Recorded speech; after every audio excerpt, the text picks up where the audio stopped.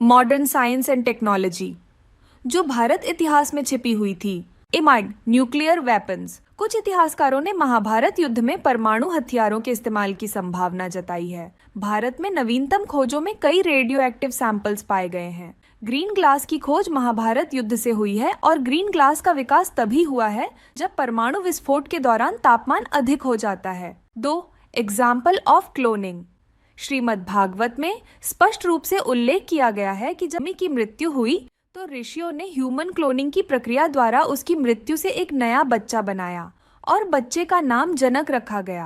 Human cloning आधुनिक नाम की इस प्रक्रिया को प्राचीन काल में मंथा के नाम से जाना जाता था। 3. Birth of Kauravas. क्या आप जानते हैं कि कौरवों के जन्म का ऐसा विज्ञान है जिसे आज तक आधुनिक विज्ञान भी नहीं ढूंढ पाया है। महाभारत में गांधारी के भ्रूण को 101, लड़की के लिए 1 और लड़कों के लिए 100 भागों में विभाजित किया गया था और प्रत्येक नमूने को अलग अलग कंटेनरों में रखा गया था। ये टेस्ट ट्यूब बेबी का विज्ञान है और भ्रूण को विभाजित करके गर्भाशय के बाहर विकसित किया जाता है।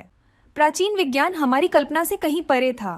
4. Nano technology. रोमन लोग नैनो टेक्नोलॉजी का उपयोग करते थे और एक लाइकर्गस कप है जो प्रकाश की दिशा के आधार पर अपना रंग बदलता है और यह वर्ष 1990 तक एक रहस्य था कि इसका रंग जेड ग्रीन से ब्लड रेड में कैसे बदल गया। तब शोधकर्ताओं ने पाया कि रोमन लोग नैनो टेक्नोलॉजी का इस्तेमाल करते थे, यानी चांदी और सोने के कणों को तब तक एक साथ रखते थे जब तक कि वे 50 नैनोमीटर जितने छोटे न हो जाएं। 5. Embryo transfer. During the birth of Balarama. आजकल जाइगोट इंट्राफेलोपियन ट्रांसफर की मदद से भ्रूण को गर्भाशय के बाहर विकसित किया जाता है और भ्रूण के थोड़ा विकसित होने के बाद उसे गर्भाशय में रखा जाता है।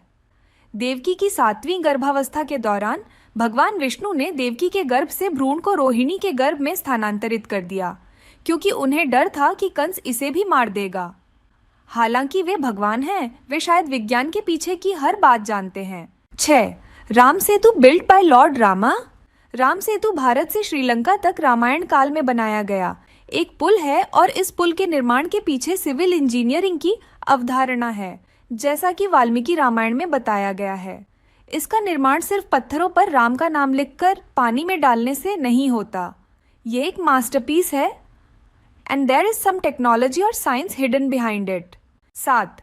Live telecast. महाभारत युद्ध के दौरान राजा धृतराष्ट्र सब कुछ जानना चाहते थे लेकिन वह दृष्टिहीन थे, लेकिन संजय की दिव्य दृष्टि की मदद से वह कुछ भी हस्तिनापुर से देख सकते थे जो कुरुक्षेत्र में हो रहा है और अपने राजा को सारी जानकारी देते थे।